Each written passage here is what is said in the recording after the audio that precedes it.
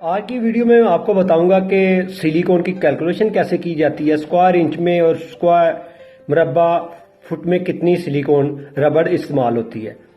तो पिछली वीडियो आपने देखी होगी जिसमें मैंने बताया था कि ये आपको 1 kgB में मिल सकती है। आप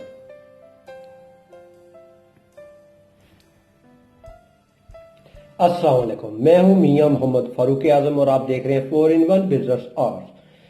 आज की जो मेरी वीडियो है वो सिलिकॉन के ऊपर है कि अगर आप सिलिकॉन के, चलो आपको मैं प्राइस तो व्हाट्सएप पर बता ही दूंगा, मगर कुछ लोग काम करना चाह रहे हैं तो उन्हें कैसे पता चले कि हमारी सिलिकॉन कितनी लगेगी।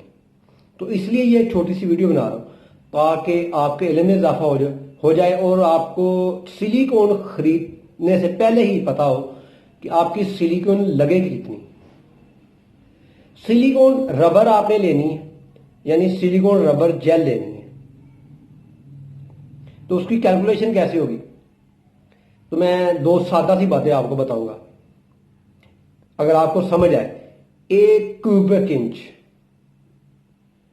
में 21 ग्राम सिलिकॉन लगती है, यानी चारों तरफ से 1 इंच और ऊंचाई भी उसकी 1 इंच हो। फॉर एग्जाम्पल आपका जो पीस है वो 1 स्क्वायर फुट का है, यानी चारों तरफ 12-12 इंच है और उसकी आपने मोटाई रखनी है 1 इंच।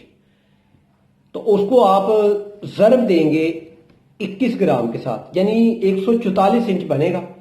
तो ये मैं आपको कैलकुलेशन भी करके बता देता हूं। 144 ज़रबे 21 ये बन जाएगा ग्राम, यानी कि 3024 ग्राम, यानी कि इसका टोटल वजन बन गया केजी में 3 किलो 24 ग्राम। तो आपकी इतनी सिलिकॉन रबड़ लगेगी इतने काम में जो मैंने आपको बताया।